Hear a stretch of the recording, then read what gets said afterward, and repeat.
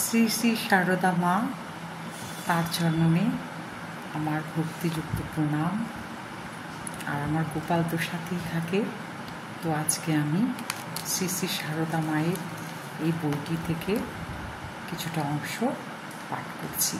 ঠাকুর ঘরে বসে আছি আর সারদা মায়ের এই যে বই, তার জন্ম শৈশব, সেই যে অংশটা আমি পাঠ করব এখন।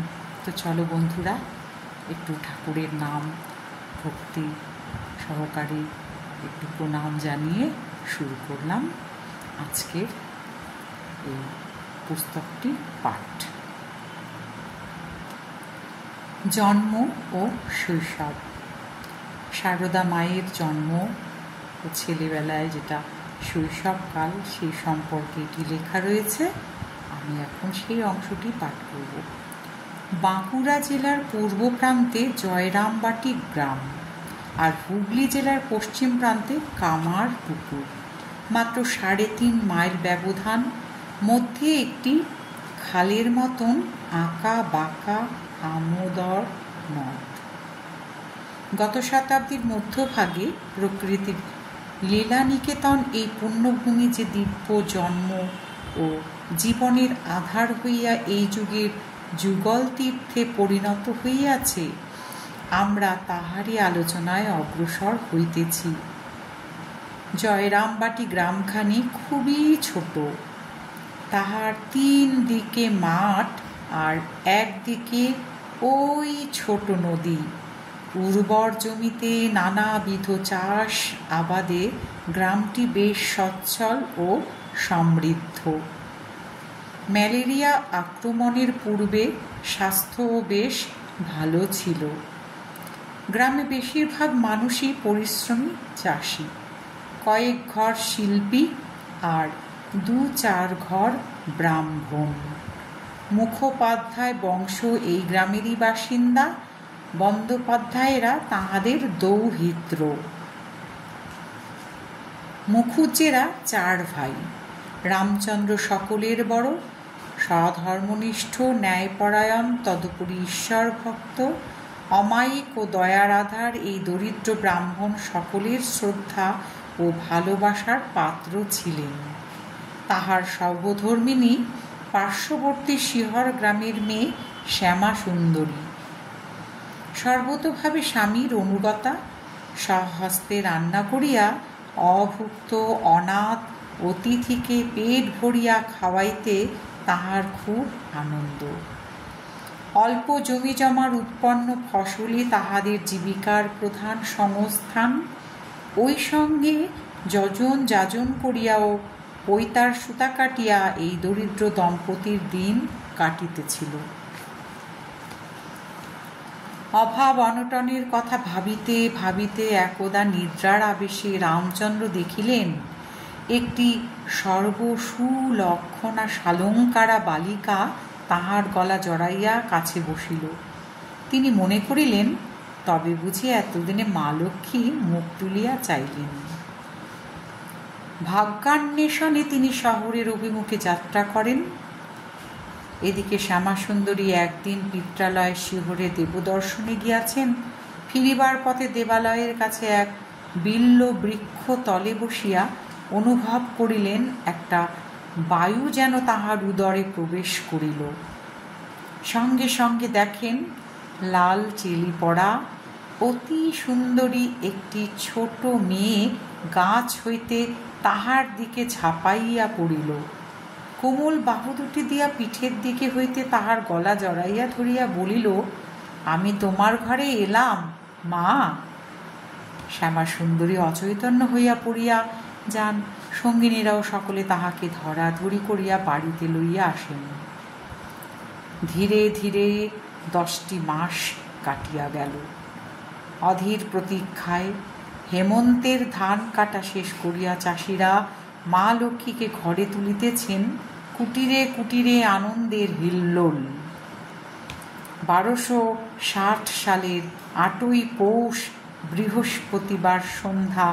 সাঁঝের আলো জ্বালা হইয়াছে। কৃষ্ণা সপ্তমীর চাঁদ এখনো ওঠে নাই। পশ্চিম দিগন্তে সন্ধ্যা তারাটি তখনও মিট মিট করিয়া জ্বলিতেছে, যেন কাহাকে বরণ করিবার অপেক্ষা। শঙ্খধ্বনির সহিত উলুধ্বনি উঠিয়া শীতের কুহেলি মাখা নিস্তব্ধ পল্লীটি মুখরিত করিয়া তুলিয়াছে। এমনই শুভ মুহূর্তে পৃথিবীর বুকে তাহার শুভাগমন।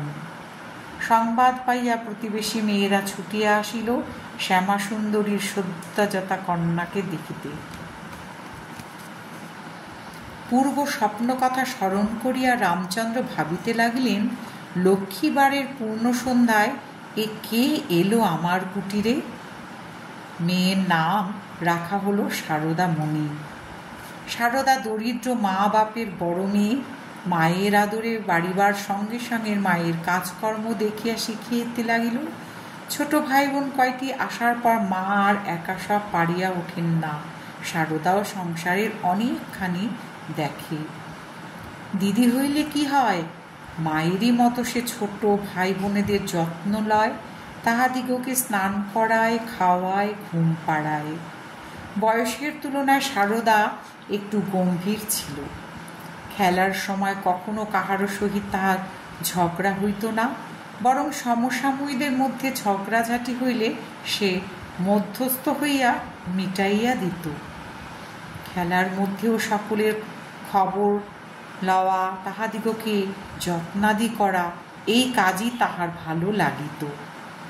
মাতৃভাব যেন তাহার জন্মগত। কখনো পুতুল খেলা, কখনো বা দেবদেবীর মূর্তি গড়িয়া ফুল দিয়া সাজানো, ইহাও ছিল তাহার খেলার অঙ্গ।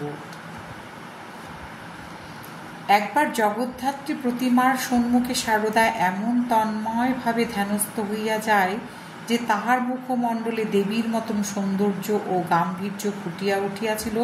তখন তাহাকে দেখিয়া তাহার পরিচিত লোকেরাও চিনতে পারে নাই কে এই মেয়েটি। সারদার কিন্তু লেখাপড়ার বিশেষ কিছুই হয় নাই।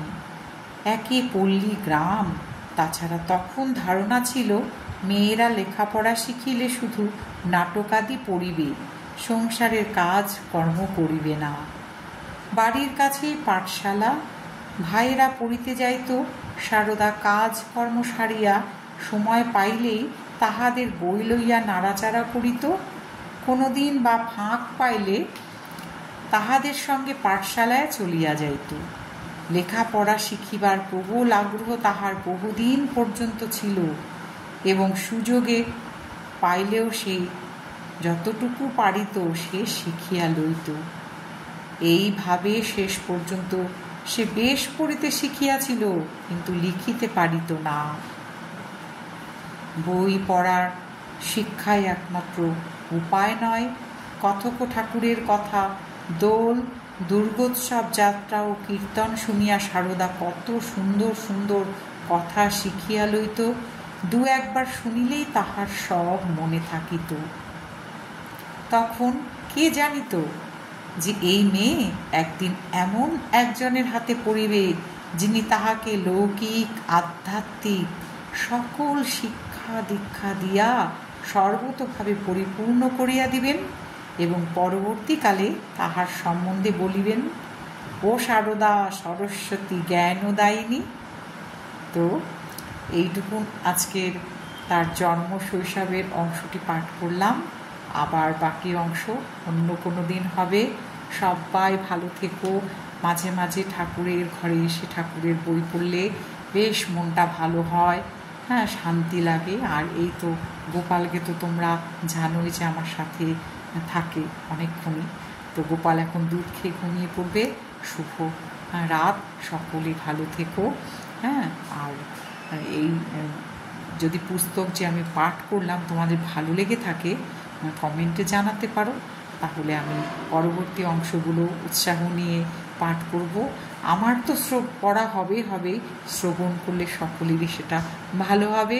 ছোটরাও সেটা দেখতে পারে যে সারদা মায়ের শৈশবকালে তিনি কেমন ছিলেন। তো চলো, নমস্কার, শুভরাত্রি, সবাই ভালো থেকো। দেখা হবে পরবর্তী ভিডিওতে। টাটা।